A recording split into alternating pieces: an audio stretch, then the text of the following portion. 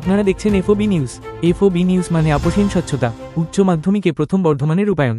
আজ উচ্চ মাধ্যমিকের ফল প্রকাশ করেছে উচ্চ মাধ্যমিক শিক্ষা সংসদ। ৩রা মার্চ থেকে ১৮ মার্চ পর্যন্ত পরীক্ষা হয়েছে। পরীক্ষা শেষের ৫০ দিনের মাথায় ফল প্রকাশ হয়েছে। এবার ৫০০র মধ্যে ৪৯৭ পেয়ে এককভাবে প্রথম হয়েছে Bardhaman BC road CMS high স্কুলের আর্টসের ছাত্র রূপায়ণ পাল। এই রূপায়ণ মাধ্যমিকের রাজ্যের মধ্যে পঞ্চম স্থান অধিকার করেছিল। সেই ধারাকে অব্যাহত রেখে তার এই সাফল্যের রহস্য কি, চলুন জেনে নিই তার মুখ থেকে। বলছি, উচ্চ মাধ্যমিকে আপনি রাজ্যের মধ্যে প্রথম হয়েছে, নামটা কোন স্কুল? কোন স্কুল?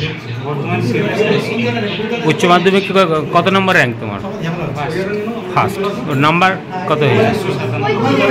এই খবরটা প্রথম কিভাবে পেলে?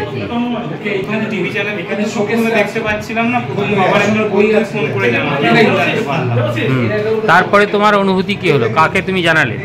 তুমি জানার পরে আমাকেই জানালো বাবা। আর স্কুলের টিচারও একইভাবে কোনো সাবজেক্টের সমস্যা হলে সেটা সমাধান সঙ্গে সঙ্গে করে দিয়েছে। যারা পড়াশোনা করছে আগামী দিনে যারা উচ্চ মাধ্যমিক দিতে চলেছে তাদের কি বলবে? তাদের বলবো যে তাদের অবশ্যই নিজেদের বেস্টটা দেওয়াটাই নিজেদের উদ্দেশ্য হওয়া উচিত। র্যাঙ্ক করার জন্য পড়ে লাভ নেই, নিজের বেস্টটা দেওয়াটাই তাদের উদ্দেশ্য হওয়া উচিত।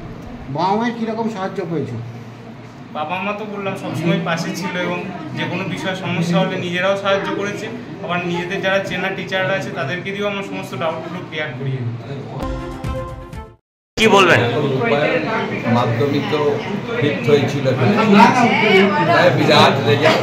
আমাদের শহরে এত ভালো ছেলে, আমরা অত্যন্ত পরিচিত, গোটা রাজ্য জুড়ে গর্বিত। আমাদের বর্ধমান শহরের ছেলে রূপায়ণ পাল, তিনি উচ্চ মাধ্যমিকে প্রথম স্থান অধিকার করেছেন।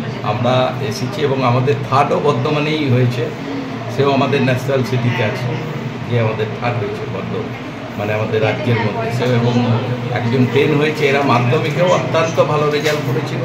আমি সবার বাড়িতে গেছি। আজও আরও ভালো লাগছে যে 1 বছর আগে যে বাড়িতে এসেছি, আজ আবার এত ভালো রেজাল্ট দিয়ে সেই বাড়িতেই আজকে আসতে হবে। এটা আমরা অত্যন্ত গর্বিত। ভালো থাকুক, ভালো হোক, এটাই আমাদের ইচ্ছা। একদম শুরুতেই যে খবরটা পাওয়ার পর যে অনুভূতিটা, সেটা কেমন ছিল? অবশ্যই ভালো লাগবে, কেন কি মাধ্যমিকে ফিফথ হয়েছিল, উচ্চ মাধ্যমিকে ফার্স্ট হবে এটুকু এক্সপেকটেশন ছিল না। র্যাঙ্ক করুক বা না করুক, র্যাঙ্কের কাছাকাছি নাম্বার পাবে এটুকু এক্সপেকটেশন ছিল।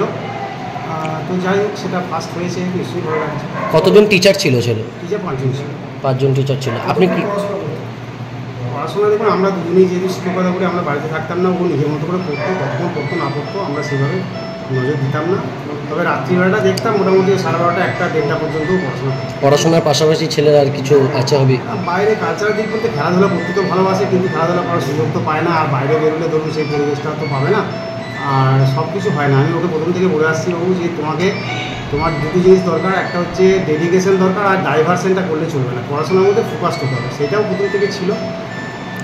ছেলে ডাক্তার হতে চাইছে, আপনি একজন শিক্ষক, আর ছেলে ডাক্তার হতে চাইছে এবং ছেলে বলছেন যে আমি মানব সেবায় নামতে চাই, কী বলবেন? অবশ্যই, আমি তো অর্থ ধরুন সত্যি কথা বলতে কি, আমরা যেমন দুজন শিক্ষকতা করি, অর্থের স্বাচ্ছন্দ্য নিশ্চয়ই আছে, কিন্তু তার বেশি অর্থ যে প্রচুর প্রয়োজন আছে তা কিন্তু না। তার জন্য ওকে আমি বলেছি যে তুই পেশাগত হিসাবে ডাক্তারিটাকে না নিস, অন্তত যদি গবেষণা বা অন্য লাইনে যদি ইচ্ছা থাকে তুই যেতে পারিস, অসুবিধা নেই। যে ডাক্তারি করে প্রচুর অর্থ ইনকাম করতে হবে তার কোনো বাধ্যবাধকতার কথা একেবারেই না। ভালো মানুষ হোক, চিকিৎসা করার সুযোগ পেলে চিকিৎসা করবে, গবেষণা করার সুযোগ পেলে গবেষণা করবে, যেটা সুযোগ পাবে আগামী দিনে ওর পথটা নিজেই খুঁজে নেবে।